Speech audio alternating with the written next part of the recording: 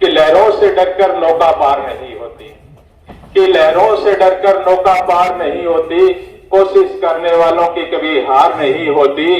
जब नन्ही चिंटी दाना लेकर चलती है, चढ़ती दीवारों पर 100 बार फिसलती है। मन का विश्वास रगों में साहस भरता है, गिर के चढ़ना चढ़ के गिरना उसे अखरता नहीं। आखिर उसकी कोशिश बेकार नहीं होती और कोशिश करने वालों की कभी हार नहीं होती। डुबकियां सिंधु में गोताखोर लगाता है, डुबकियां सिंधु में गोताखोर लगाता है, जा जाकर वापिस खाली हाथ लौटकर आता है। मिलते नहीं सहज ही मोती गहरे पानी में, बढ़ता दूना उत्साह बस इसी हैरानी में। आखिर उसकी मुट्ठी खाली हर बार नहीं होती, कोशिश करने वालों की कभी हार नहीं होती, कोशिश करने वालों की कभी हार नहीं होती। साथियों नमस्कार, मैं हूं आपके साथ सुदेश पुनिया और आप देख रहे हैं अपना सबसे लोकप्रिय चैनल, इस क्षेत्र की आवाज उठाने वाला, एक एक खबर पर नजर रखने वाला, धरातल न्यूज। साथियों, शारदा बेनीवाल की जो महिला टोली है उनसे बातचीत करते हैं। वो इस चुनाव को लेकर के उनकी किस तरह से कैंपेनिंग चल रही है, किस तरह से जो वोटरों का जो समर्थन है वो उनको मिल रहा है। काफी सारी हमारे साथ महिलाएं हैं, शारदा बेनीवाल खुद है, इनके जो पूरी की पूरी जो टीम है वो हमारे साथ है। इनसे बातचीत करते हैं किस प्रकार से गाँव में ये फेस टू फेस हो रहे हैं, लोगों की क्या क्या समस्याएं जो है वो इनके सामने आ रही है और वो क्या क्या जाकर के लोगों से वादे कर रहे हैं। चलिए करते हैं बातचीत। उनका भी बहुत बहुत धन्यवाद है, दिल से शुक्रिया कि वो हमारे बीच आए, इकट्ठा हुए, हमें इतना मान सम्मान दिया। और एक बात मैं कहना चाहती हूँ कि वो उन्होंने पूछा था कि नशा किस वजह से फैला है, तो नशा फैला है सिर्फ शिक्षा की कमी की वजह से। कुछ ऐसे बच्चे हैं जो पूरी तरह से शिक्षित नहीं है, उनका माइंड इतना नहीं सोच सकता कि एक व्यक्ति नशा करता है तो घर में भी सब परेशान रहते हैं, कितना वो गलत कर रहा है। कई तो 20-20 साल के बच्चे हैं जिनकी डेथ हो जाती है, उनका परिवार बहुत दुखी होता है। मैंने गांव में जब मैं डोर टू डोर गई हूँ तो मैंने बहुत से ऐसे लोगों को देखा है कि उनको देख के मन रोने लगता है कि उनके जो कमाने वाला होता है ना वो ही चला जाता है, तो वो बहुत दुखी होते हैं, वो जिंदगी भर इस दुख को सहन करते हैं। तो इसलिए सब बच्चों से, सब युवा बच्चों से ये हाथ जोड़कर प्रार्थना है कि वो शिक्षा की ओर जाएं, खेल की ओर जाएं, ताकि हमारा गांव शिक्षित हो सके, इस नशे से दूर रह सके। और प्रहलाद भाई साहब जो आज से नहीं संघर्ष कर रहे हैं, पिछले 10 सालों से संघर्ष कर रहे हैं। पीछे जब हमने चुनाव लड़ा था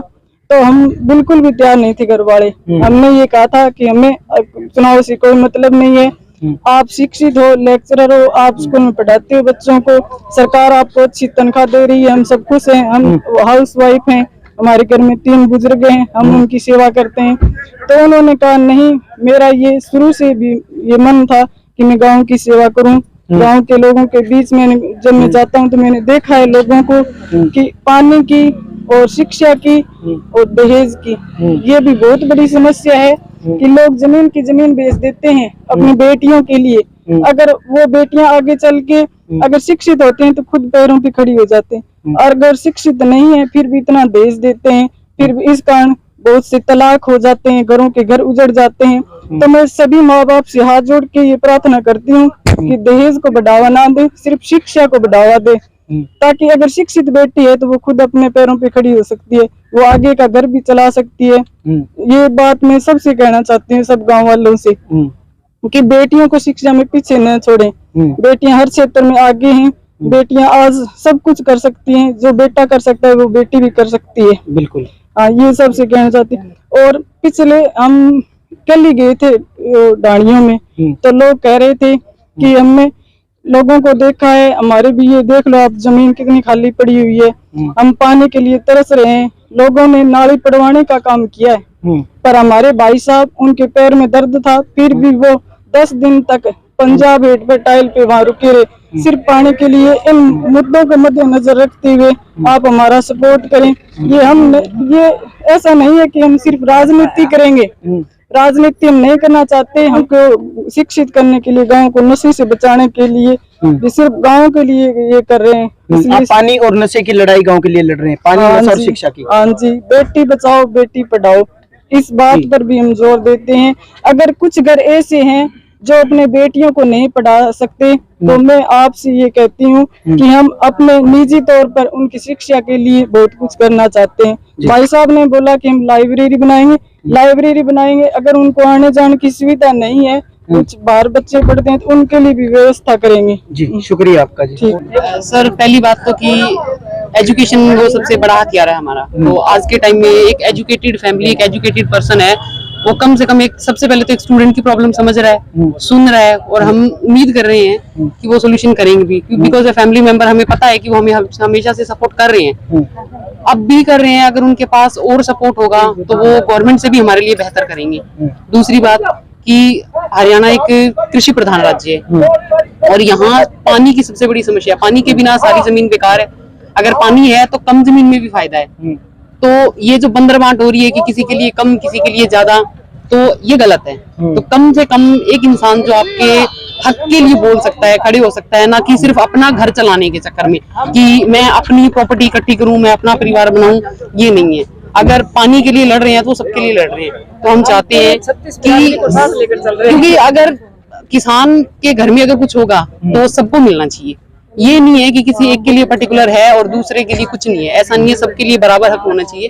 तो वो हमारे लिए पहले से लड़ भी रहे हैं और हमें उम्मीद है कि अगर सब गांव के लोग उनको सपोर्ट करेंगे, अगर उनको सरपंच का पद दिलाएंगे तो उनके पास सरकार की पावर भी होगी और वो हमारे लिए बेहतर कर भी पाएंगे। तो इसलिए मेरी सब लोगों से अपील है कि प्लीज एक अच्छे कैंडिडेट को चुने, क्योंकि आपका एक अच्छा फैसला आपका कल अच्छा भविष्य बनाएगा।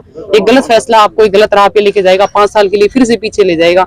और दुनिया इतनी तेजी से आगे बढ़ रही है कि अगर आपका एक गलत फैसला आपको एक दिन पीछे ला सकता है तो 5 साल तो बहुत ज्यादा है। तो कम से कम एक जितने भी शिक्षित स्टूडेंट हैं, युवा हैं, उनको ये समझना चाहिए कि जातिवादी चीजें हैं वो बहुत पुराने जमाने की हो चुकी, क्योंकि भूख है, प्यास है, वो जाति देख के नहीं लगती है, हर किसी के लिए बराबर है। तो कम से कम एक अच्छे कैंडिडेट को चुने। तो मैं इसलिए सपोर्ट करूँ कि प्लीज शारदा बेनीवाल को वोट करें। Thank you. पब्लिक तो काफी ज्यादा लग रही है। वैसे शारदा जी पहले भी हमारे घर पे आई हुई थी, तो किसी भी 3 पार्टी खड़ी है तो तीनों पार्टी में एक बात मुझे शारदा जी की बहुत अच्छी लगी। तो शारदा जी ने मुझे कहा कि ऐसे कभी नहीं कहा शारदा जी ने भी मैं जीतूंगी तो भी मैं महिलाओं को सपोर्ट करूंगी। उन्होंने हमेशा ही कहा है कि मैं हारूं चाहे जीतूं, मैं महिलाओं को सपोर्ट जरूर करूंगी। और फर्स्ट ऑफ ऑल हमारा जो परिवार है वो सारा का सारा शिक्षित है। तो ठीक है, शिक्षित जो परिवार होता है उसकी अलग ही तरह से एक बात होती है। सभी लोग जो पढ़े लिखे होते हैं उनकी सोच आगे की ओर होती है, मतलब आगे की ओर सोचते हैं। जैसे प्रहलाद अंकल अभी जीत नहीं हुई है उनकी, फिर भी वो पानी के लिए हमेशा लड़ाई करते हैं, माइनर पर जाते हैं। और उन्होंने बताया अभी 302 का मुकदमा अपने यहाँ पर सरपंची के लिए उन्होंने नहीं लगवाया, वो गाँव के लिए लगवाया। तो मैं चाहती हूँ यार मेरा गांव आगे बढ़े।